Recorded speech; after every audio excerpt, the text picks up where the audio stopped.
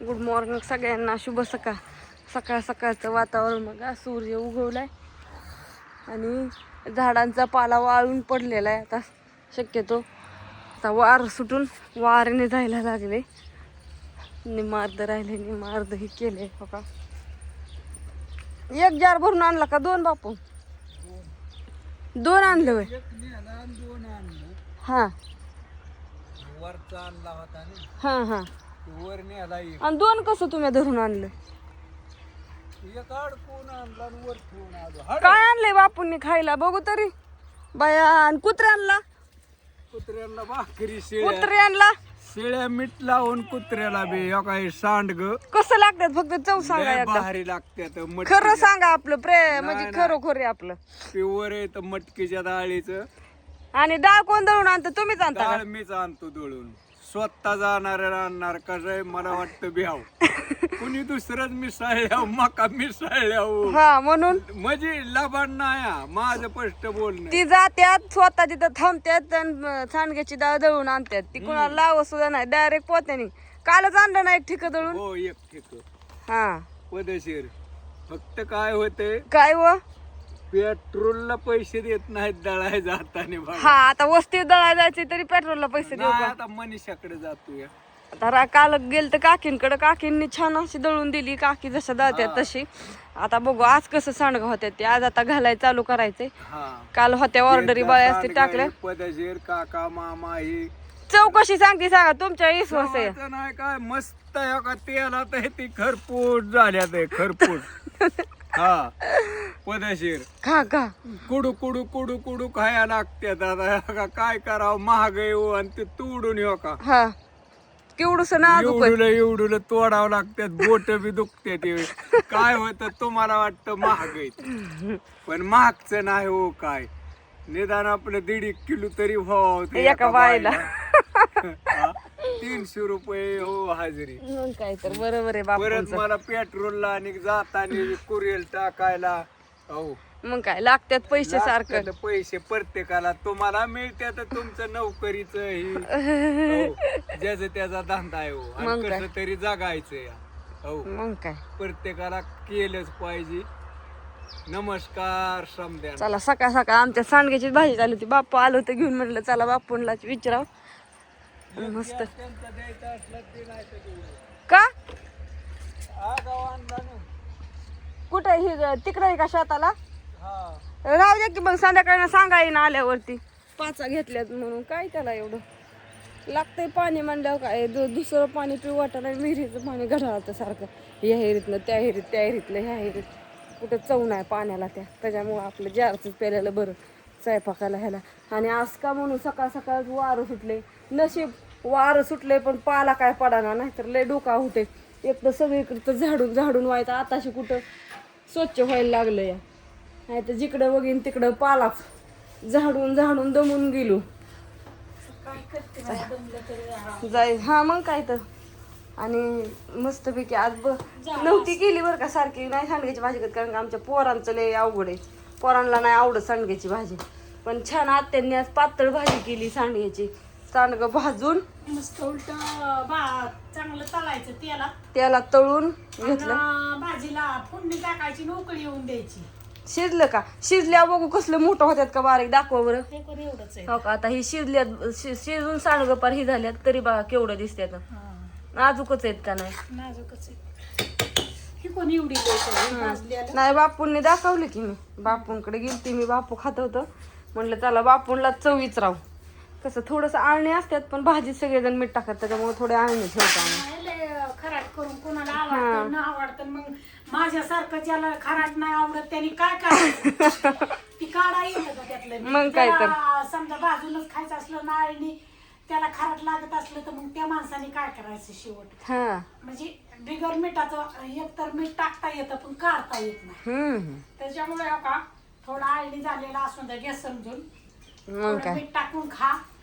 पण फक्त काय करा, थोडं आळणी तर आपलं मीठ टाका. मग काय तर. काय करते कोणची गोष्ट थोडीशी आळणीच होती. आळणी असली किती मीठ टाकलं तर ती आळणीच होती. काय भानगडे काय जण. नाही जपून टाकते मी, मिठाला लय जपून आहे. आणि शिजलंय आता. कोथिंबीर रात्री आणत नांदे सगळं टाकले छानपैकी. तुम्ही पण अशी भाजी करून बघा. ज्यांनी सगळ्यांनी माझ्याकडून सांगून घेतल्यात त्यांनी. द्यायची हा थोडी भाजून उकळी पाणी दिलं का नाही आणि मग टाकायची फोडणीवर उकळी येऊन द्यायची मग सांगतो. हो का. आणि सांडग्याचं पीठ तुम्हाला वाटत असून खोटं बोलतात काय बापू. हो का.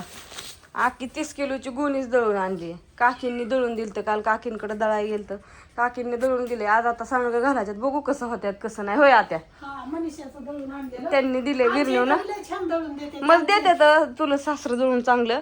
पण काकी मला म्हणली ती लग्नाला गेल्या त्या दिवशी आणले ठीकच तू इकडे घेऊन ये आणि मी दळून देते एवढी बार तुला म्हणून त्यांनी दळून दिले. तर बघू आता कसं आल्यात ती. आमचा दिराच आहे तुला दिराच आहे एकदम एक नंबरात दळून देतात मटकीची डाळ. कसं काय सांग पटापटा ओरखतात घाल. त्यांनी दळून दिलेलं कुठंच म्हणजे कुठलं दळून आणलेलं त्यांच्यासारखं कुठंच नाही. आता द्यावं लागेल की बाजरीचं आणि गव्हाचं दळण. आणि कसं आता मनीषाच्यात नाज आणलंय. आता बघू की ह्या कसं होतंय. आम्ही सायताची तिथंच पोतं घेतलं आणि तिथनं दळून आणलं.